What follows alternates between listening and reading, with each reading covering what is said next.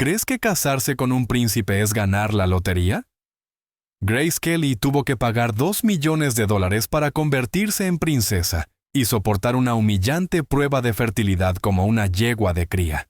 Esto no fue un cuento de hadas de Disney. Fue el negocio más cínico del siglo XX y le costó la vida. 19 de abril de 1956. Mónaco. Catedral de San Nicolás. El mundo entero contuvo la respiración frente a las pantallas de televisión. 30 millones de personas vieron cómo la diosa de Hollywood, Grace Kelly, caminaba por el pasillo para convertirse en princesa.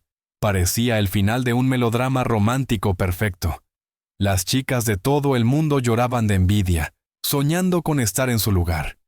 Pero si supieran la verdad, llorarían de horror. Porque detrás de esa fachada de seda, diamantes y sonrisas educadas, se ocultaba la tragedia de una mujer que fue borrada metódicamente como persona. Viniste aquí a escuchar la historia de Cenicienta, pero la realidad es, el príncipe no buscaba amor. Necesitaba un inversionista, un vientre para un heredero y una atracción turística. ¿Y Grace? Grace huía de sí misma. Hoy, desgarramos los guantes blancos de este mito. Vamos a diseccionar cómo una mujer marcada como ninfómana en Hollywood, por sus tumultuosas relaciones con hombres casados, logró engañar al mundo con su imagen inocente. Descubriremos por qué el príncipe Rainiero le prohibió regresar con Hitchcock, matando efectivamente a la actriz que llevaba dentro. Y responderemos la pregunta principal. ¿Valía la corona vivir una vida en una jaula dorada, donde incluso las ventanas se abrían solo con el permiso de su esposo? Olvida los cuentos de hadas. Bienvenida a la vida real de Grace Kelly. Acto 1. El acuerdo del siglo. Cómo la bancarrota compró belleza. Para entender la profundidad de la tragedia de Grace, primero debemos destruir sin piedad la base sobre la que se construye este mito. Estamos acostumbrados a pensar que el príncipe Rainier III vio a Grace en el Festival de Cine de Cannes. Fue golpeado por el rayo del amor y arrojó su reino a sus pies. Esta es una mentira que nos han vendido durante décadas. La verdad es mucho más prosaica y cínica.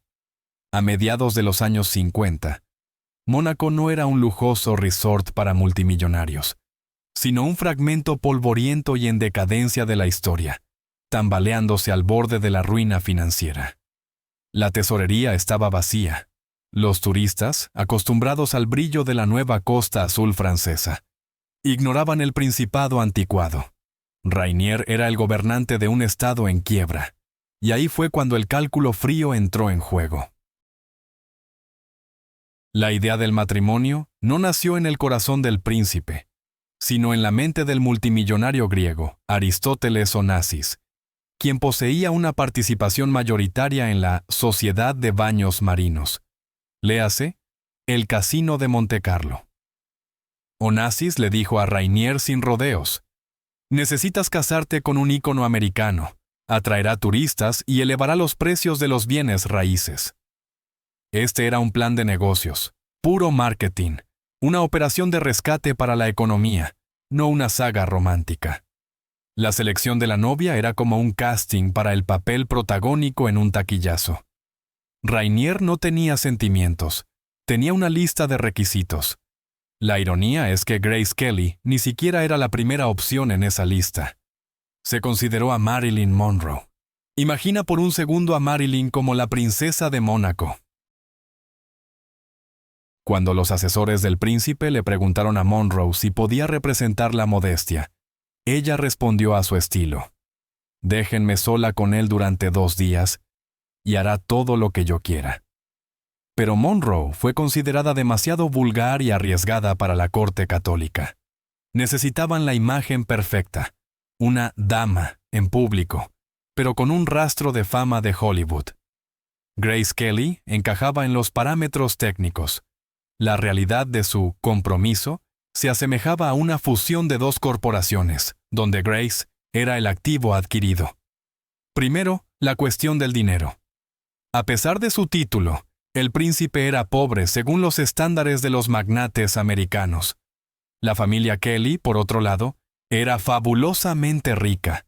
El padre de Grace, Jack Kelly, hizo una fortuna en la construcción. Cuando los representantes del príncipe insinuaron una dote, Jack Kelly estalló.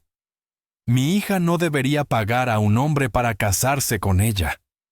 Pero los términos eran duros. Sin dinero, no hay boda. Al final, Grace tuvo que pagar $2 millones, una suma colosal en ese momento, para comprar su derecho a ser llamada princesa. La mitad fue dada por su padre y la otra mitad, Grace la sacó de su propio bolsillo, ganada a través de arduo trabajo en los sets de filmación. Literalmente se compró esta jaula dorada. Segundo, la humillante fisiología. Una espada de Damocles pendía sobre Mónaco, en forma del Tratado de 1918 con Francia. Si el príncipe gobernante no tenía un heredero directo, el principado perdería su soberanía, caería bajo el protectorado francés y sus ciudadanos comenzarían a pagar impuestos franceses, lo que ciertamente no querían. Grace fue vista únicamente como un instrumento biológico. Antes de la boda, se vio obligada a someterse a un humillante examen de fertilidad. Los médicos debían confirmar que era capaz de engendrar un heredero. Sin romance, solo ginecología y geopolítica. Si resultaba ser infértil, el gran amor de Rainier llegaría a un abrupto final. Grace Kelly llegó a Mónaco pensando que ganaría el estatus de reina. En realidad, se convirtió en el proyecto de relaciones públicas más caro de la historia. Llenó el agujero financiero del principado, entregando su dinero, su fama y su cuerpo para salvar el estado de otro. Aún no sabía que este contrato implicaba no solo el pago de $2 millones, sino también una renuncia completa a su identidad. Pero para entender por qué una mujer tan fuerte e independiente aceptó este acuerdo de atadura, necesitamos mirar su pasado.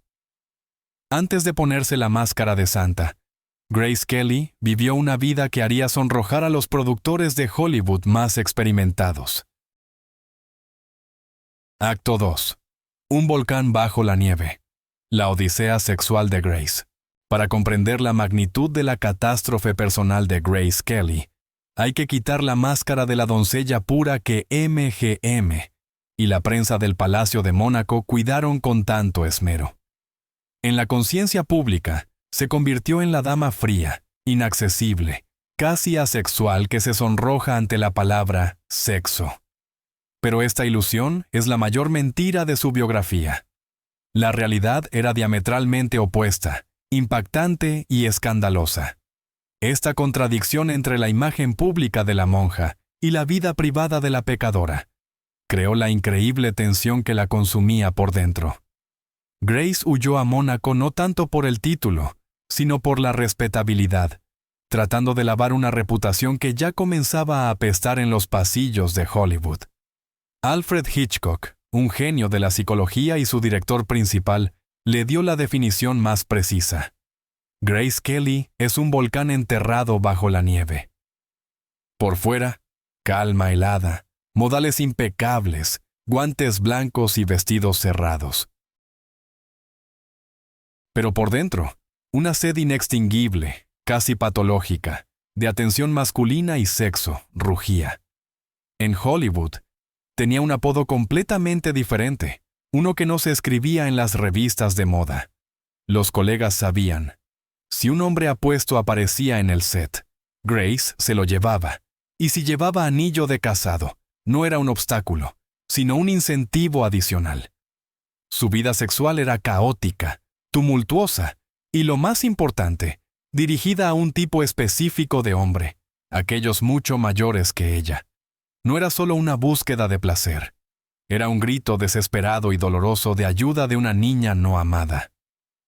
Su lista de conquistas parece un ¿quién es quién? De la edad dorada de Hollywood, pero detrás de cada nombre yace el drama de familias destrozadas. Tomemos, por ejemplo, el rodaje de Mogambo, en África.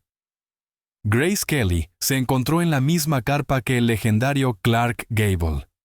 Gable tenía 52 años, 28 años mayor que Grace. Tenía problemas dentales, usaba dentaduras postizas y bebía en exceso. Pero para Grace, él era el ideal. Se embarcó en un apasionado romance con él justo en el set. Cuando más tarde le preguntaron al respecto, respondió con desarmante honestidad. ¿Qué más puedes hacer con un hombre cuando estás sola en una carpa en medio de África? Para Gable, fue un entretenimiento pasajero.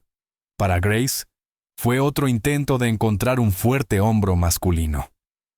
Pero el escándalo más estruendoso estalló con Ray Milland durante el rodaje de Dial M for Murder. Milland no solo era mayor, había estado felizmente casado durante 20 años y era considerado un modelo de familia. Grace no dejó que eso la detuviera. Se enamoró tan intensamente que Milland consideró seriamente dejar a su familia. La esposa del actor llamó a Grace y la etiquetó públicamente como rompehogares, amenazando con sacar toda la ropa sucia a la prensa. El estudio entró en pánico. La imagen de la chica perfecta podía colapsar en un instante. Grace se vio obligada a disculparse públicamente y terminar la relación. Tuvo aventuras con William Holden, mientras él estaba casado, con Bing Crosby, cuya esposa acababa de morir, pero eso no intimidó a Grace, con el diseñador Oleg Cassini. Buscaba en estos hombres no solo compañeros, sino un reemplazo para una figura singular, cuya sombra se cernía sobre su vida. En cada amante envejecido, en cada hombre poderoso, buscaba a él, su padre. Grace Kelly no era promiscuo por el mero hecho de serlo. Su promiscuidad era un síntoma de un profundo trauma psicológico. Intentaba probar su valía a través del deseo masculino. Coleccionaba hombres como trofeos, esperando que uno de ellos llenara el vacío en su alma. Pero la ironía era que cuanto más hombres caían a sus pies, menos se respetaba a sí misma. Necesitaba al hombre principal, al rey, que borrara todo ese pasado sucio y la hiciera pura. Es esta vulnerabilidad, este complejo de padre, lo que la llevará, en última instancia, al hombre más importante de su vida, el príncipe Rainiero. Pero para entender por qué eligió a un esposo tan frío y exigente, necesitamos conocer al hombre que la rompió mucho antes de la boda. Acto 3. Fábrica de sueños versus complejo paternal. Sombra del rey de ladrillos. La psicología de Grace Kelly es la clave para todas las puertas de su trágico destino. ¿Por qué la mujer más deseada del mundo se sentía como nada? ¿Por qué eligió hombres poderosos y duros? La respuesta está en su infancia. Estamos acostumbrados a verla como la niña favorecida por el destino, una chica de una familia adinerada que lo tenía todo. Pero la realidad es esta. Todo su oro era solo una decoración para una fría tiranía doméstica. Grace Kelly pasó toda su vida tratando de ganar una competencia en la que no tenía ninguna posibilidad de victoria. Una competencia por el amor de su padre. John Kelly no era solo un padre, era un semidios americano. Hijo de inmigrantes irlandeses, comenzando como albañil, construyó un imperio de construcción multimillonario y se hizo conocido como el rey de ladrillos. Pero su mayor orgullo no era el dinero, sino el deporte. Jack fue campeón olímpico en remo en 3 ocasiones. Estaba obsesionado con el culto al cuerpo, la fuerza, la victoria y el éxito. En el mundo de Jack Kelly solo había un primer lugar. El segundo significaba derrota. Y en esta familia espartana, Grace era el patito feo. Era una niña enfermiza, débil, miope, con una voz delgada y una nariz perpetuamente moqueando. Su padre la despreciaba abiertamente. Su favorita era la hija mayor, Peggy, atlética, vivaz, alegre, una copia perfecta de su padre. Jack Kelly nunca ocultó su decepción con Grace. La llamaba una pequeña nada, y creía que era la última de los hijos que podría tener éxito en la vida. Imagina ese trauma. Vives en un palacio en Filadelfia, pero para la persona más importante de tu vida, eres un vacío. Toda la brillante carrera de Grace en Hollywood no fue una búsqueda de fama, sino un grito desesperado y alargado. «Papá, mírame, valgo algo». Se escapó a Nueva York, se inscribió en la Academia de Artes Dramáticas, comenzó a trabajar como modelo, irrumpió en el cine. Trabajó como una loca, superando su timidez e inseguridad. Y entonces llega el momento del triunfo. 1955. Grace Kelly gana un Oscar a la mejor actriz por La chica del país, venciendo a la propia Judy Garland. Este es el pináculo del mundo. El reconocimiento más alto que una actriz puede soñar. ¿Qué hace su padre? Cuando los periodistas llaman a Jack Kelly para felicitarlo por el triunfo de su hija, él lanza una frase que debería haber desgarrado a Grace moralmente. Dice, «Honestamente, estoy sorprendido. Siempre pensé que sería Peggy. Todo lo que Grace puede hacer, Peggy puede hacerlo mejor». Piensa en eso. En el momento de su mayor triunfo, su propio padre la devalúa públicamente, comparándola con una hermana que no ha interpretado un solo papel en el cine. En lugar de «estoy orgulloso de ti», recibe otro golpe en el estómago. Esto lo explica todo. Por eso Grace renunció tan fácilmente a su carrera por casarse con Rainier. Un Oscar no era suficiente para impresionar a su padre, así que necesitaba algo más grande. ¿Un título de princesa? ¿Casarse con un monarca europeo? Sí, eso es lo que entendería el rey de ladrillos. Grace Kelly se casó con Rainier no porque se enamorara de él, sino porque era el único hombre cuyo estatus podría finalmente hacer que su padre se descubriera. Grace Kelly no solo buscaba un esposo, buscaba un padre sustituto, tan frío, poderoso y exigente. Inconscientemente cambió un tirano por otro. Jack Kelly estaba encantado con el compromiso. Finalmente, mi hija ha hecho algo valioso. Para Grace, esto sonaba como el elogio tan esperado, pero el precio de ese elogio era monstruoso. Saltó del fuego del desdén de su padre directamente a las llamas del control real, esperando encontrar protección, pero solo encontró un nuevo carcelero. Y ahora, el escenario está preparado. El contrato está firmado. El padre está complacido. El mundo está esperando. Llega el día que debería haber sido el más feliz, pero se convirtió en el principio del fin. Acto 4. Boda como ejecución pública. El espectáculo debe continuar. El evento que entró en los libros de historia como la boda del siglo, se convirtió en el estándar para todos los matrimonios reales posteriores, desde Diana Spencer hasta Kate Middleton. La imagen era impecable. Una catedral blanca como la nieve. Una diva de Hollywood en encaje. Un príncipe enamorado.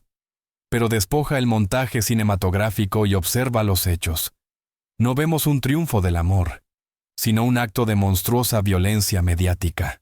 Para Grace Kelly, este día marcó un punto de no retorno, un momento en que sus límites personales fueron completamente borrados.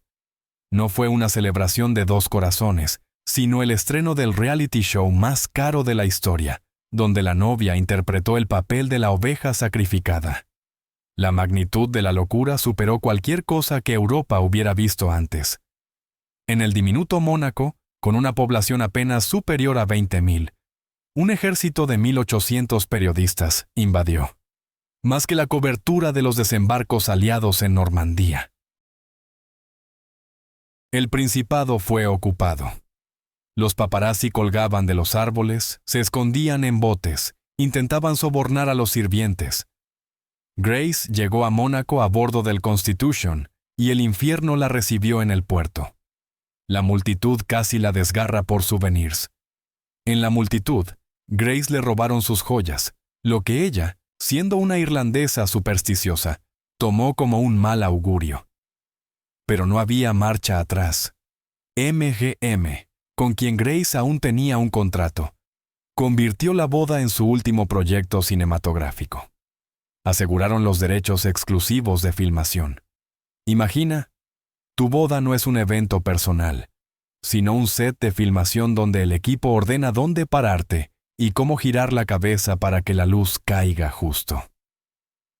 El 19 de abril de 1956, Grace Kelly despertó al borde de un colapso nervioso. En la semana de festividades, perdió casi 5 kilogramos debido al estrés. Su famoso vestido de novia, hecho de 25 metros de tafetán de seda y 100 metros de encaje antiguo, era una obra maestra del diseño, pero un instrumento torturador para la novia. Era pesado, sofocante y constrictor. En la Catedral de San Nicolás, hacía tanto calor como en una sauna. Debido a las exigencias de la televisión, la transmisión fue vista por 30 millones de personas. Se instalaron potentes reflectores en la iglesia. El aire era abrasador. Grace estaba bajo las cámaras, empapada en sudor bajo capas de seda, pero tenía que mantener su sonrisa fría. Se sostenía únicamente por la fuerza de voluntad y, según se informa, potentes sedantes que le dio un médico antes de salir. ¿Y qué hay del príncipe? Rainiero el III en ese momento se parecía a cualquier cosa menos a un romántico enamorado. En las imágenes, si miras de cerca puedes ver, está aburrido. No mira a la novia con adoración, escanea el salón, verifica si todo va según el protocolo, ajusta sus charreteras. Para él, esto era la conclusión de una compleja transacción comercial. Estaba cerrando el trato. En un momento, cuando el sacerdote se extendió en su discurso, Rainiero incluso se permitió un bostezo. Grace estaba a su lado, pálida como un lienzo, dándose cuenta de que el hombre a su lado era un completo extraño. Apenas se conocían. Entre su primer encuentro y la boda, solo hubo unos pocos encuentros breves y correspondencia. Se estaba casando con un fantasma, su fantasía de un príncipe. Pero a su lado estaba un gerente cansado, más preocupado por los asientos que por los sentimientos de su esposa. Cuando el arzobispo los declaró marido y mujer, y las pesadas puertas de la catedral se abrieron, liberando a la pareja hacia la multitud que aclamaba, Grace Kelly no sintió alegría. Más tarde, confesaría a una amiga cercana, fue el día más aterrador de mi vida. En el momento en que se sentó en el Rolls Royce descapotable y saludó a la multitud, la actriz Grace Kelly murió. Nació la princesa Grace, un símbolo hermoso pero impotente del Estado. Pensó que lo peor era la tormenta mediática de la boda, y que después vendría el silencio y la paz de la vida familiar. ¡Qué equivocada estaba! El silencio llegó, pero era el silencio muerto de una jaula de oro sin salida. La boda del siglo había terminado. Comenzaron días duros en el frío palacio, donde no había lugar para el amor, el cine o la libertad. Acto 5. Una ducha fría en el paraíso. Los primeros años en Mónaco. Después de los créditos de un dibujo animado de Disney, siempre vemos las palabras «y vivieron felices para siempre». Pero en realidad, cuando los fuegos artificiales se desvanecieron y los invitados se fueron, Grace Kelly quedó sola con la verdad que le habían ocultado. Mónaco no era un paraíso, sino una provincia. El palacio principesco no era un nido acogedor, sino un museo en ruinas y frío. Y ella se transformó de estrella amada en extraña, odiada y despreciada. Los primeros años de su vida como princesa se convirtieron no en una luna de miel, sino en un curso de supervivencia en un entorno hostil, donde cada paso de la mujer americana era examinado bajo un microscopio. El mundo imaginaba el Palacio Grimaldi como la cúspide del lujo. En realidad, era una fortaleza medieval, mal adaptada para la vida en el siglo XX. El castillo tenía 235 habitaciones, pero difícilmente alguna de ellas era acogedora. Un frío sepulcral reinaba allí. El sistema de calefacción había sido destruido durante la Segunda Guerra Mundial, y nunca fue restaurado adecuadamente. Grace, acostumbrada al sol de California y al confort de los áticos de Nueva York, se congeló.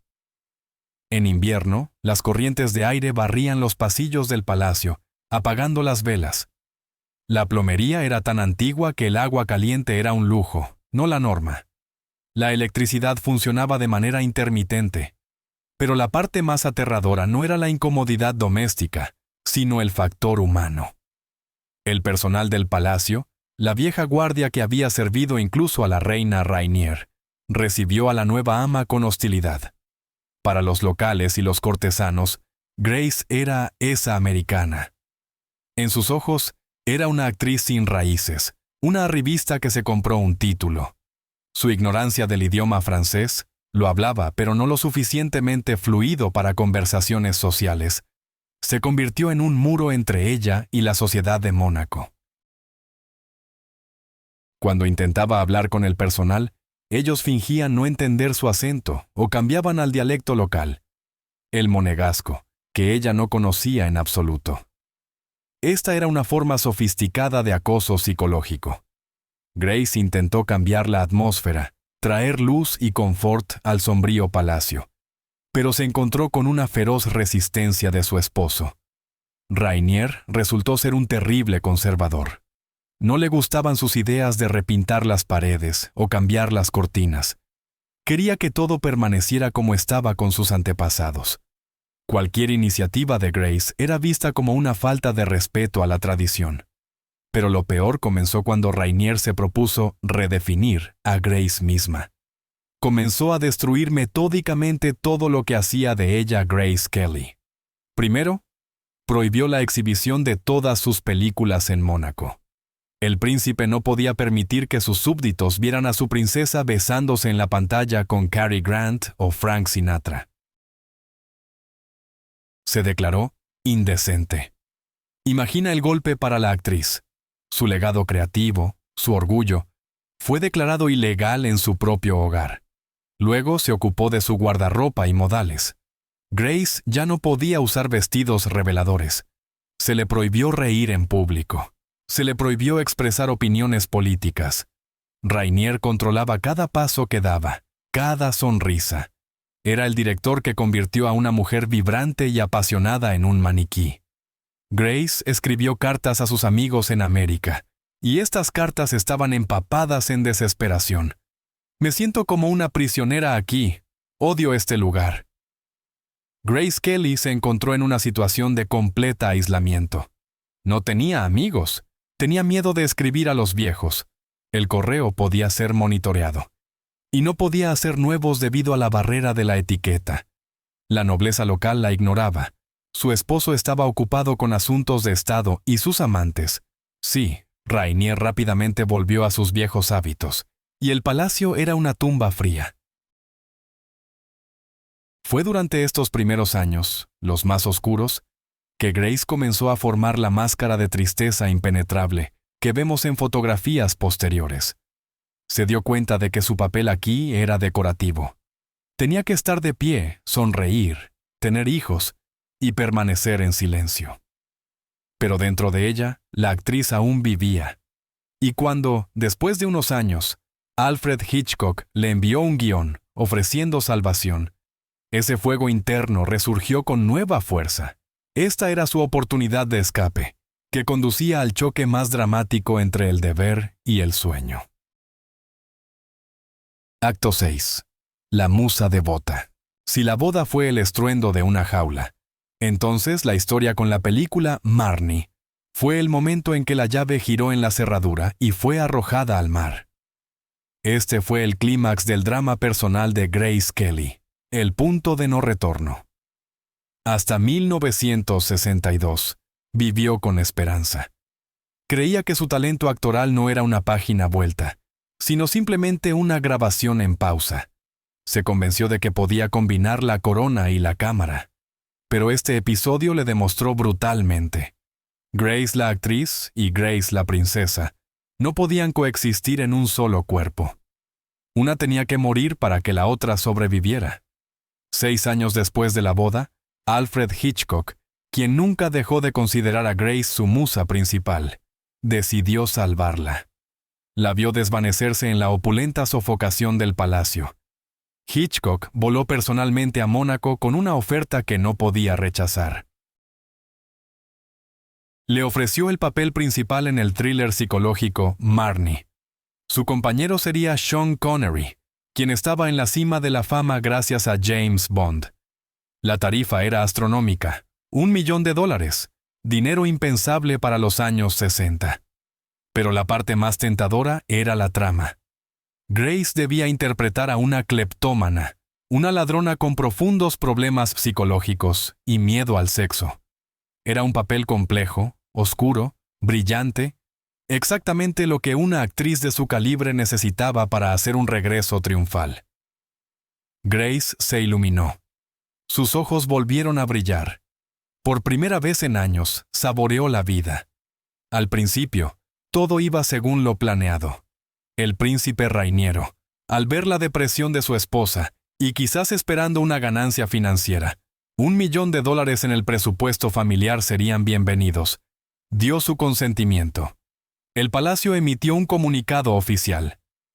La princesa Grace regresará a las pantallas este verano. La noticia se esparció por el mundo. Grace comenzó a prepararse para su viaje a América, ya mentalmente probándose disfraces y aprendiendo diálogos. Estaba feliz, pero luego cayó el trueno. La reacción de los súbditos de Mónaco no fue solo fría, fue furiosa. La sociedad católica conservadora se rebeló. Los periódicos gritaban titulares: ¿Nuestra princesa? ¿Una ladrona? La idea misma de que su soberana interpretara a una mujer que vacía cajas fuertes y sufre de psicosis resultaba ofensiva. Aún más combustible se añadió al fuego por el hecho de que la película incluía escenas románticas con Sean Connery. La princesa no puede besar a nadie en pantalla que no sea el príncipe, gritaban los moralistas. La situación se agravó por la gran política. En ese momento, el presidente francés Charles de Gaulle anunció un bloqueo de Mónaco, exigiendo la introducción de impuestos. La posición de Rainiero vaciló. Necesitaba aparecer como un monarca fuerte, no como el esposo de una actriz de Hollywood que trabaja por encargo. Rainiero estaba asustado. Se dio cuenta de que el rodaje de su esposa golpearía su autoridad.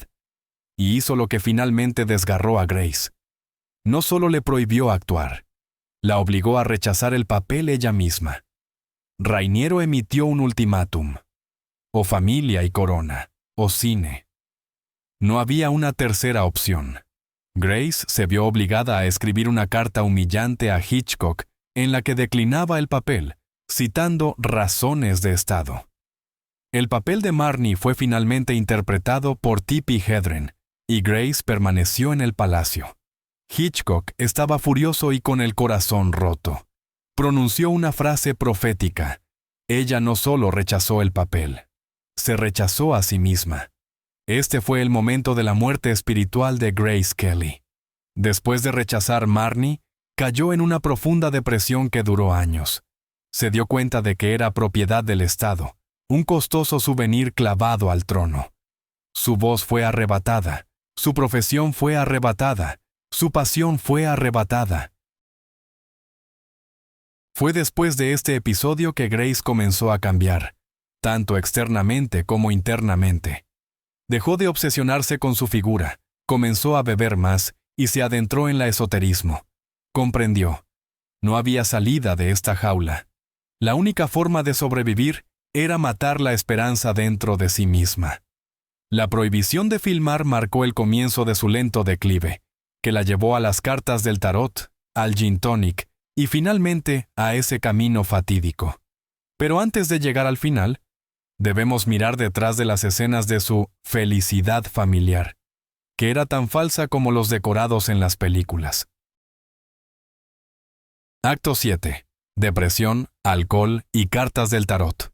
En los 70s, el mundo vio a una nueva Grace Kelly. La frágil y etérea rubia de cintura de avispa, adorada por Hollywood, desapareció. En su lugar, apareció una matrona esculpida, robusta y con gafas, inaugurando exposiciones de flores y participando en obras de caridad. La prensa derrochaba: ¡qué hermosa envejece! Pero detrás de esta fachada de perfecta aristócrata europea, se escondía una mujer profundamente infeliz, destruyéndose lentamente. Los cambios en su apariencia y comportamiento no eran consecuencia de la edad, sino síntomas de una depresión clínica prolongada.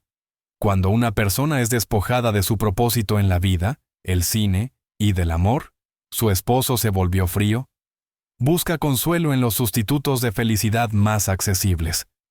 El palacio dejó de ser un hogar y se convirtió en un sanatorio de élite con reglas estrictas, donde la paciente prescribía su propio tratamiento. Los principales medicamentos de Grace se convirtieron en comida y alcohol. Tragaba su tristeza y ahogaba su soledad. Los rumores de que Su Alteza comenzaba su día no con café, sino con algo más fuerte, se arrastraban por Mónaco, a pesar de la más estricta censura. Grace Kelly, que antes controlaba cada caloría, había perdido el control. Ganó más de 10 kilogramos de peso excesivo. Rainier, en lugar de ofrecer apoyo, hacía crueles bromas sobre su figura, empeorando la situación. Cayó en un ciclo vicioso: estrés, comida y alcohol. La crítica de su esposo, un estrés aún mayor. Su alcoholismo silencioso era un ejemplo clásico de la depresión femenina en la alta sociedad. No eran arrebatos de borracheras. Grace bebía elegantemente, pero en grandes cantidades. Ginebra con tónica, champán, vino en el almuerzo y la cena. El alcohol le ayudaba a llevar una máscara de sonrisas frente a sus súbditos y a soportar la indiferencia helada de su esposo. Al final de los 70s, su rostro se volvió hinchado, sus ojos a menudo rojos, que debía ocultar tras gafas oscuras o gruesas capas de maquillaje. Se quejaba de migrañas constantes, que eran esencialmente una reacción psicosomática a la atmósfera insoportable en el palacio. Para sublimar su energía creativa no gastada, Grace encontró un nuevo pasatiempo que describía perfectamente su estado interno. Se obsesionó con crear cuadros de flores secas, herbarios. Piensa en esta simbología. La antigua actriz viva ahora pasaba sus días presionando flores muertas bajo vidrio, creando composiciones hermosas pero sin vida. Se sentía como la misma flor seca, una hermosa exhibición tras el vidrio de la etiqueta palaciega. Incluso fundó el Club de Jardinería de Mónaco, convirtiéndolo en un asunto estatal.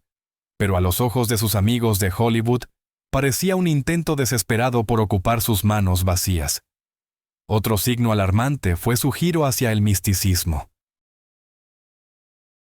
Grace, una católica devota, comenzó a buscar respuestas donde la Iglesia no las proporcionaba. Se obsesionó con horóscopos, numerología y cartas del tarot. Consultaba regularmente a astrólogos, tratando de conocer el futuro de sus hijos y el suyo propio. Este comportamiento es típico de quienes han perdido completamente el control sobre su destino. Cuando no puedes influir en la realidad, intentas negociar con poderes superiores. Temía el futuro, presentía problemas y buscaba señales. Le preocupaba especialmente su hija menor, Stephanie, cuyo horóscopo, según los predictores, prometía peligros en las carreteras. Al llegar a los 50, Grace Kelly estaba vacía. Vivía en lujo que millones envidiaban, pero se sentía, en sus propias palabras de cartas, como un pájaro en una jaula dorada que había olvidado cómo volar. Se resignó a su papel. Se dio cuenta de que el divorcio era imposible. Rainier nunca le daría a los hijos y el título. Una carrera era imposible, y el amor de su esposo era cosa del pasado. Todo lo que le quedaba era el papel de madre. Pero incluso aquí, el destino le tenía preparado un golpe. Mientras Grace pegaba pétalos muertos y disponía cartas, su esposo llevaba una vida paralela, conocida por toda la corte, excepto quizás por Grace misma, o simplemente fingía no saber. Acto 8. Vidas paralelas. Las infidelidades de Rainier y la soledad de Grace. Cualquier melodrama se construye sobre la idea de que el amor lo conquista todo. Pero en el caso de Grace Kelly y el príncipe Rainier III, el amor se perdió ante el aburrimiento y el protocolo real. A mediados de los 70s, su matrimonio se había convertido en una fría formalidad, lo que la diplomacia llama neutralidad armada. El mito del amor eterno solo era necesario para las portadas de las revistas y los folletos turísticos de Mónaco. En realidad, tras las puertas cerradas del palacio, se desarrollaba un clásico drama de alienación. Mientras Grace se desvivía por retratar a la esposa perfecta, Rainier regresaba a los hábitos de un soltero, señalando claramente: su sacrificio por el matrimonio había terminado, mientras que su sacrificio debía durar para siempre. Se convirtieron en completos desconocidos viviendo bajo un mismo techo. Tenían dormitorios diferentes, horarios distintos e intereses dispares. Rainier era un hombre de acción. Amaba el boxeo, las carreras de autos, la caza y los chistes groseros. Grace era un ser etéreo. Amaba la poesía, la floristería, el teatro y el silencio. En los primeros años, la pasión suavizaba estos bordes, pero cuando la pasión se desvaneció, quedó un abismo. Rainier, con su carácter pesado y volátil, se cansó rápidamente de la perfección de su esposa. Su popularidad lo irritaba. No le gustaba que cuando entraban a una habitación, todos la miraran a ella, no a él, el monarca reinante. En respuesta, cambió a un desdén frío. Pero el golpe más brutal a la autoestima de Grace no fueron sus gritos, sino sus infidelidades silenciosas. Los rumores sobre la infidelidad de Rainier circulaban en Montecarlo con envidiable regularidad. Como muchos monarcas antes que él, consideraba tener amantes como su privilegio. Mientras Grace inauguraba hospitales y asistía a misas, el príncipe pasaba tiempo con jóvenes, complacientes chicas que no requerían conversaciones intelectuales. Para Grace, criada en estrictas tradiciones católicas y habiendo sacrificado todo por él, esto no era solo una traición, era una humillación pública. Toda la corte lo sabía. El personal susurraba. Pero ella debía mantener la espalda recta y pretender que nada sucedía.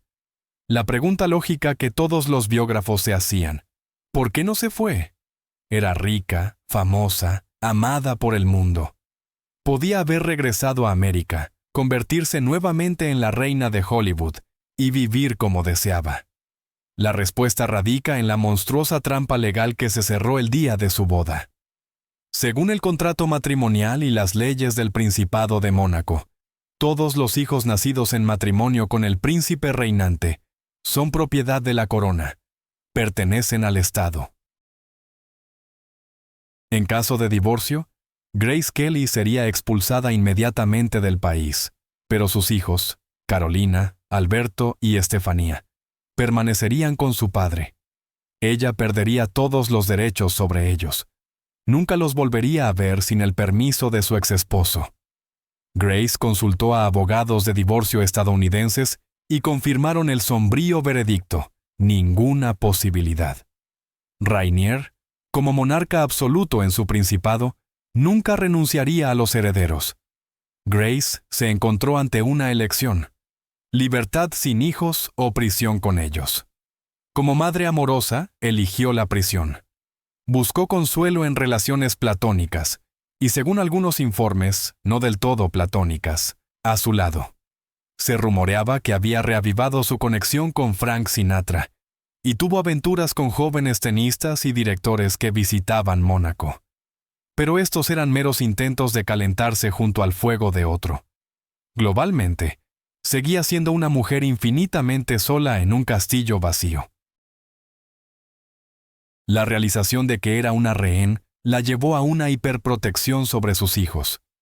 Dado que su esposo la había traicionado y su carrera estaba muerta, los niños se convirtieron en el único sentido de su existencia, su único proyecto. Los ahogó con su amor y control, tratando de protegerlos de los errores que ella misma había cometido. Pero como suele suceder, cuanto más aprietas un resorte, más fuerte salta de regreso.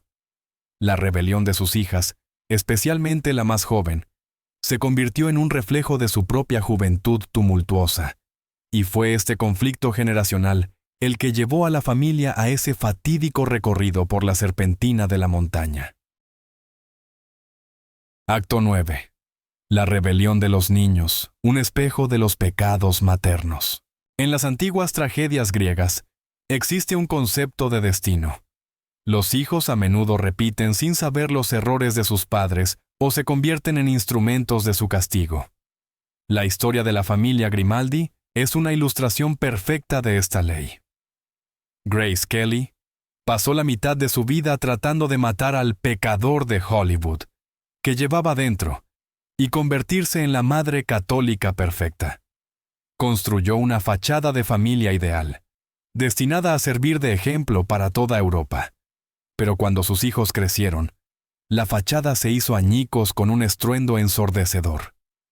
Las princesas Carolina y Estefanía no solo se rebelaron, se convirtieron en la encarnación viviente del pasado salvaje de Grace, que había escondido tan cuidadosamente. Era una cruel ironía del destino.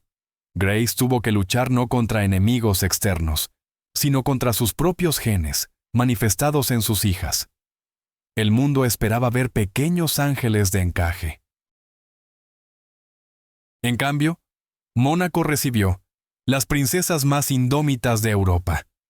La mayor, Carolina, era inteligente, hermosa, pero completamente obstinada.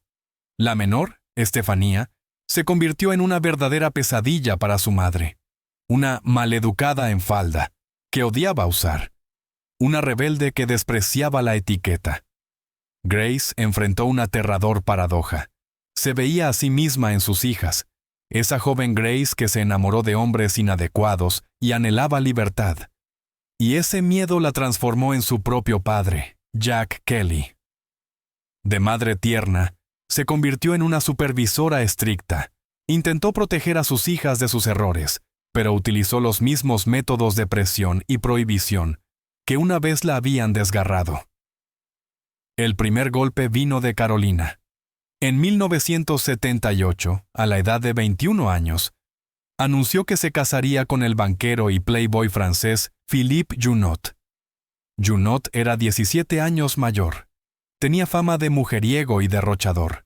Grace se horrorizó. Vio a través de este hombre. Era una copia al carbón de esos tipos peligrosos con los que Grace había tenido aventuras en Hollywood. Suplicó a su hija que reconsiderara, prediciendo, con bastante razón, que ese matrimonio terminaría en desastre. Pero Carolina, heredando la obstinación de su madre, mantuvo su posición. La boda se llevó a cabo, y Grace tuvo que estar allí con una sonrisa, tragándose las lágrimas de humillación. Por cierto, el matrimonio se desmoronó solo 2 años después, confirmando la previsión de Grace. Pero el verdadero polvorín era la menor, Estefanía.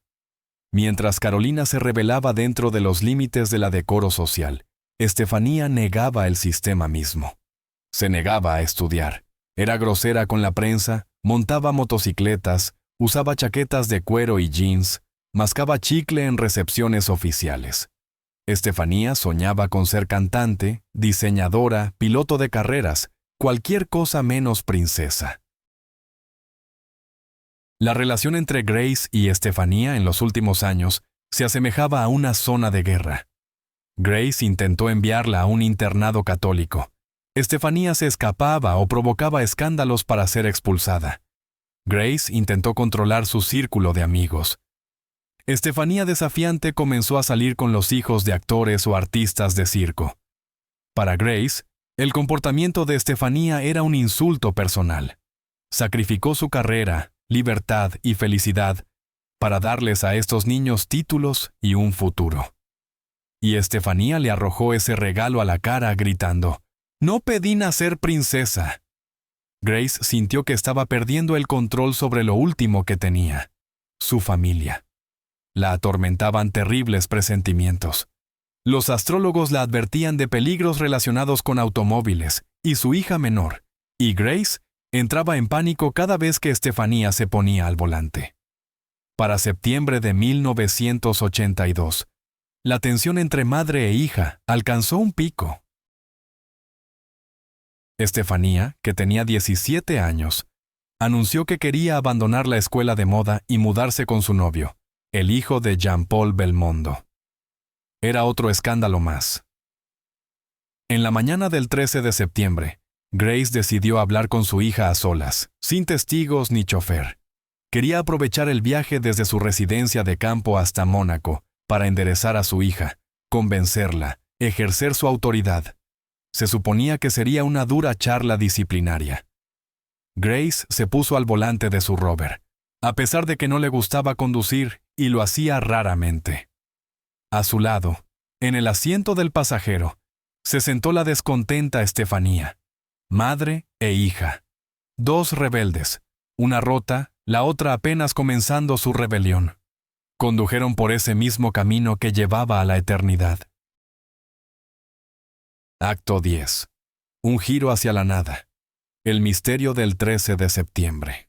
Cuando Grace Kelly encendió el motor de su Rover 3500 de color verde oscuro, no solo estaba tomando la carretera, se dirigía directamente a la ironía más cruel que un escritor llamado Destino podría idear. La carretera que recorrían, la de 37, una serpentina que se aferraba a la Costa Azul, era el mismo lugar donde 27 años atrás filmó Atrapa a un ladrón. En la película, ella, radiante y valiente, aceleraba en un convertible, asustando al personaje de Cary Grant con su velocidad y sed de riesgo. En aquel entonces, era emocionante. Ahora, se había vuelto mortal. La atmósfera en el auto era lo suficientemente densa como para cortarse con un cuchillo. El asiento trasero estaba atestado de cajas de vestidos y cosas de Stephanie. Un reproche mudo a la falla de una madre. La hija se iba, después de todo. Grace, que odiaba conducir y generalmente dependía de un chófer, insistió en tomar el volante ella misma esta vez. Necesitaba ese momento privado. Necesitaba gritarle a su hija antes de que fuera demasiado tarde. El conductor ofreció llevar las cosas en un segundo viaje, pero Grace lo interrumpió. No, iremos solas. Fue una decisión nacida de la desesperación. ¿Qué sucedió en la cabina durante esos últimos minutos? Nunca sabremos las palabras exactas, pero el retrato psicológico de la situación es claro. No fue un viaje pacífico. Fue el final de una guerra de larga data entre una madre guardiana y una hija rebelde. Grace, atormentada por migrañas, peso extra y alcohol, estaba en la cima del agotamiento nervioso. Stephanie, ardiendo con el maximalismo juvenil, probablemente defendía su derecho al amor y la libertad. Gritos, lágrimas, acusaciones mutuas. La medicina sabe que el intenso estrés emocional puede desencadenar una catástrofe vascular. Grace Kelly no solo perdió el control. Su cuerpo, comprimido en el tornillo del estrés, simplemente se apagó. Un testigo de la tragedia fue el camionero Yves Philly, que conducía detrás del Rover. Su testimonio destroza la imagen de un accidente accidental y pinta algo mucho más siniestro.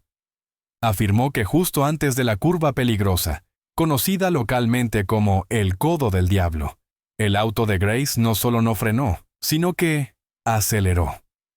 Las luces de freno nunca se encendieron. No había marcas de derrape en el asfalto. Esto generó dos versiones, una más aterradora que la otra. La primera, oficial, y luego confirmada médicamente. Grace sufrió un microinfarto justo detrás del volante. En el calor de la discusión, cuando su presión arterial se disparó, un vaso en su cerebro estalló. Perdió el conocimiento, o el control sobre sus extremidades, un instante antes de la curva. Su pie, en lugar de pisar el freno, empujó el acelerador a fondo. Esta fue la muerte fisiológica incluso antes del impacto físico. La segunda versión, una leyenda sombría que envenenó la vida de Stephanie durante décadas. Inmediatamente después del choque, un rumor pegajoso se arrastró por Mónaco. No era Grace quien conducía. Supuestamente, era Stephanie menor de edad, que no tenía licencia, y la madre la dejó practicar. O peor aún, Stephanie agarró el volante durante la discusión. Este mito surgió porque los rescatistas sacaron a Stephanie por la puerta del conductor. Pero la verdad era mucho más mundana y aterradora. La puerta del pasajero estaba atascada y doblada, así que la chica fue simplemente evacuada por la única salida disponible. Ingenieros de rover, enviados desde Inglaterra para la investigación, confirmaron. El auto estaba en condiciones de funcionamiento, y la naturaleza del daño y la posición de los cuerpos indicaban que efectivamente era Grace quien estaba al volante. Pero a la multitud le encantan las conspiraciones. La gente quería creer que la princesa salvaje mató a su santa madre. A las 10 de la mañana del 13 de septiembre, el pesado vehículo rompió la frágil barrera de piedra. No fue un vuelo, como en las películas. Fue una brutal caída gravitacional. El auto dio varias vueltas, cayendo casi 40 metros por la pendiente, destrozando árboles y arbustos, hasta estrellarse con un rugido en los terrenos de un jardín privado. El sonido del impacto se escuchó a cientos de metros a la redonda. Cuando los primeros testigos se apresuraron, vieron un montón de metal retorcido. Stephanie, cubierta de sangre, con un cuello roto y una conmoción cerebral, aturdida, salió arrastrándose y gritó: ¡Mami! ¡Mami! Grace yacía en el asiento trasero, lanzada allí por la fuerza del impacto. Estaba inconsciente pero aún respirando. En ese momento, el cuento de hadas terminó para siempre. En el suelo sucio, entre fragmentos de vidrio y vestidos esparcidos, no yacía un ícono de estilo ni su alteza. Allí yacía una mujer mortalmente herida, cuya fuga de la jaula dorada terminó en catástrofe. Pero incluso en ese momento, mientras su cuerpo luchaba por la vida, el mecanismo de las mentiras del palacio ya había comenzado su trabajo. En lugar de contar la verdad, el palacio decidió emitir un comunicado de prensa que se convirtió en la cúspide del cinismo. Acto 11. La última mentira del palacio: morir a plazo fijo. Mientras el lamento de las sirenas de ambulancia desgarraba el silencio sobre la Côte d'Azur, otro mecanismo se activó en el Palacio Grimaldi, el mecanismo de autopreservación de Mónaco. Incluso en sus últimos momentos, Grace Kelly no le pertenecía a sí misma. Su agonía, su dolor y su muerte se convirtieron en objetos de censura estatal. En las siguientes 24 horas, el mundo fue testigo de la manipulación informativa más cínica en la historia de las casas reales. Las autoridades del Principado intentaron escenificar la muerte de Grace, tal como una vez escenificaron su boda, ocultando la fea verdad detrás de una hermosa fachada. El primer comunicado oficial, emitido por el servicio de prensa del palacio unas horas después del accidente, afirmaba: la princesa Grace sufrió una fractura de fémur y varios moretones. Su estado es estable y su vida no corre peligro. Considera la magnitud de este engaño. Todo el mundo suspiró aliviado. Las estaciones de radio transmitieron noticias alegres. La gente en las iglesias encendió velas por su pronta recuperación, imaginando a Grace acostada en una habitación de hospital con la pierna enyesada, leyendo revistas. Los precios de las acciones de los casinos y empresas turísticas de Mónaco, que podrían haber colapsado con la noticia de la tragedia, se mantuvieron estables. Pero mientras el mundo creía en la pierna rota, una escena completamente diferente y aterradora se desarrollaba en la unidad de cuidados intensivos del hospital que llevaba el nombre de la princesa Grace. Los médicos que recibieron a Grace entendieron desde los primeros momentos: no había a quien salvar.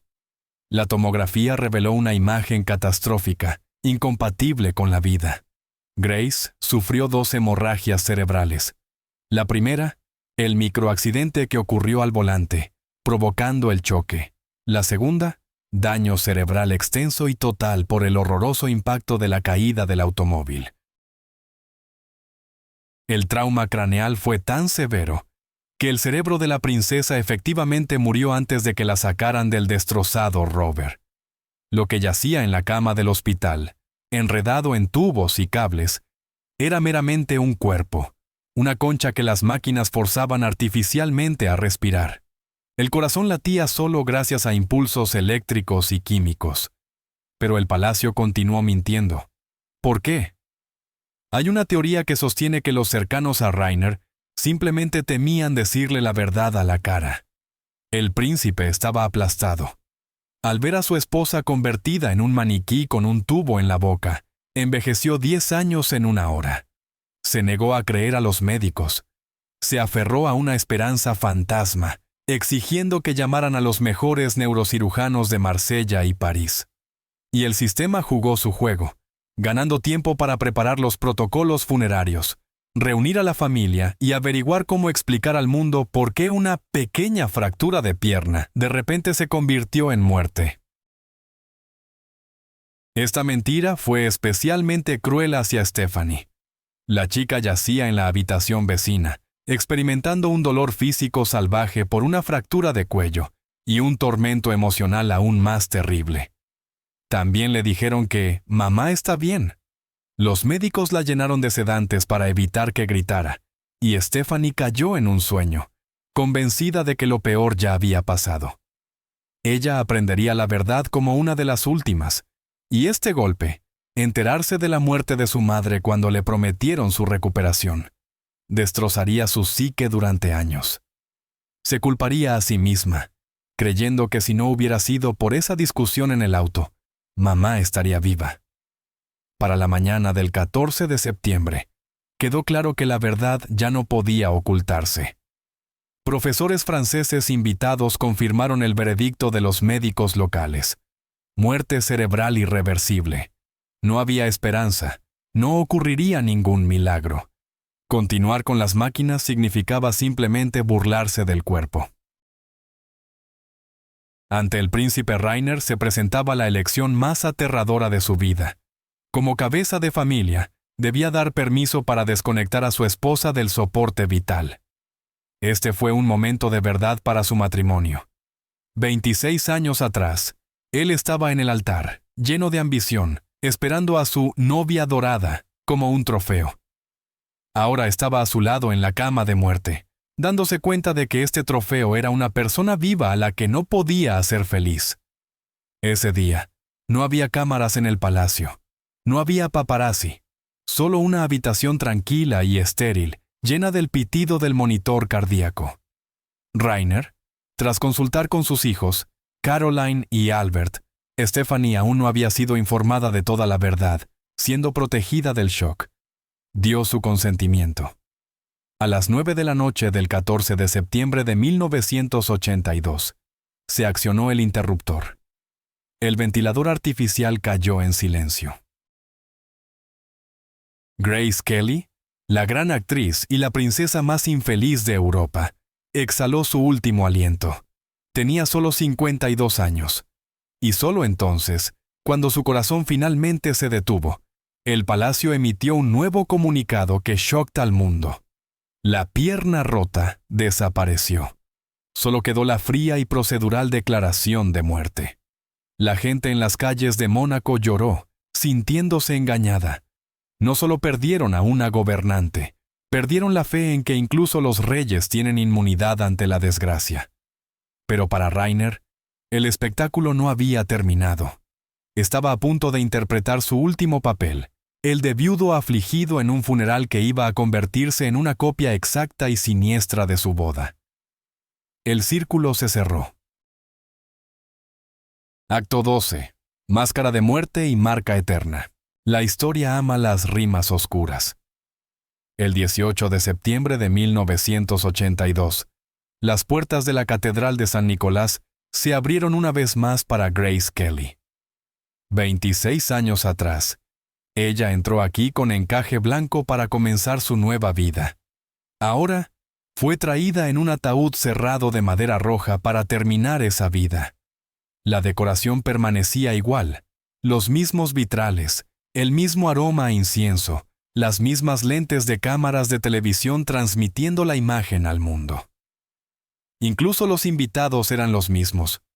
Un envejecido Cary Grant, traído en avión para despedirse de su amada actriz, se encontraba donde había estado en su día de boda.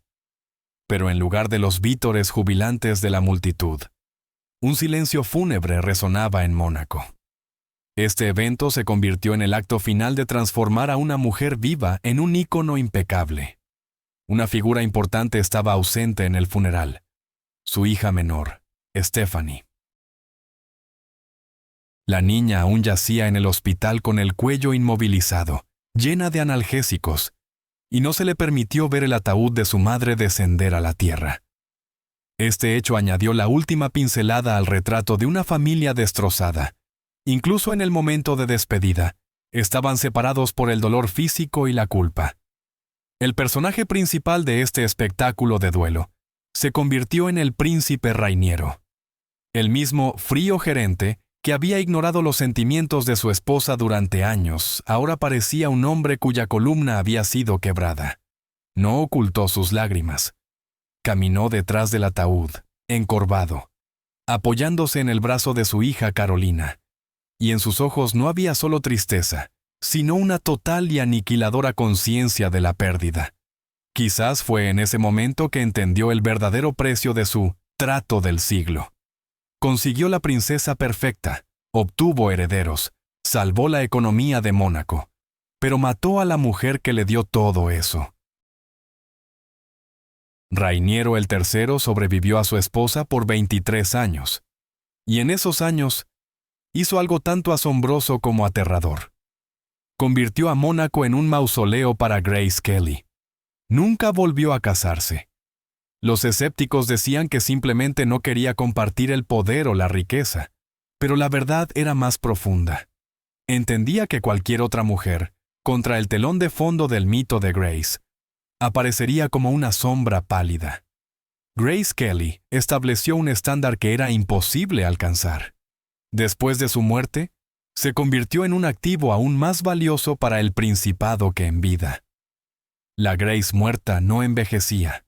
La Grace muerta no bebía ginebra, no hacía berrinches, no ganaba peso y no intentaba escapar a Hollywood. Se congeló en la eternidad, joven, hermosa e inocente. Rainiero abrió un rosario en su honor. Después de todo, a ella le encantaban las flores. Nombró bulevares, bibliotecas y teatros en su honor. Canonizó su imagen, borrando cuidadosamente todos los capítulos incómodos de su biografía, sus amantes, su depresión, su desesperación. Los turistas que llegan a Mónaco hoy ven un hermoso cuento de hadas.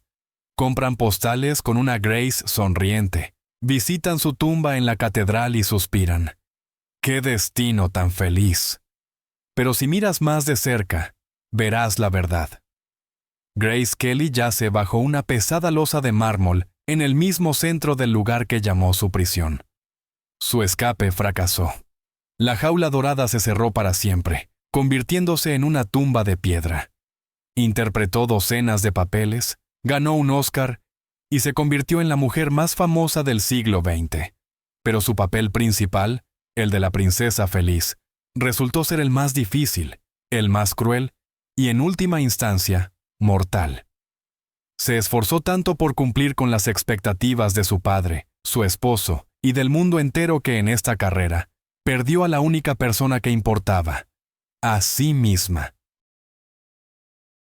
Grace Kelly nos dejó la principal advertencia.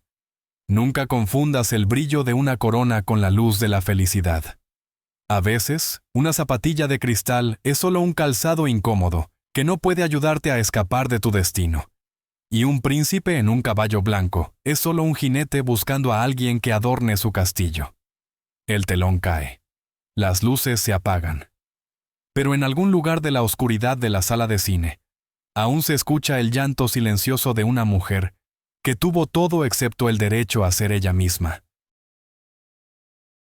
Si te sorprendió la historia de cómo el protocolo real destruyó a Grace Kelly, no puedes ni imaginar lo que sucedió tras las puertas cerradas del Palacio de Buckingham, cuando otra princesa del pueblo entró.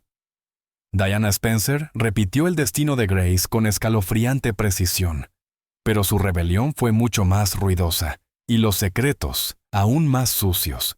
Pero esa es una historia completamente diferente.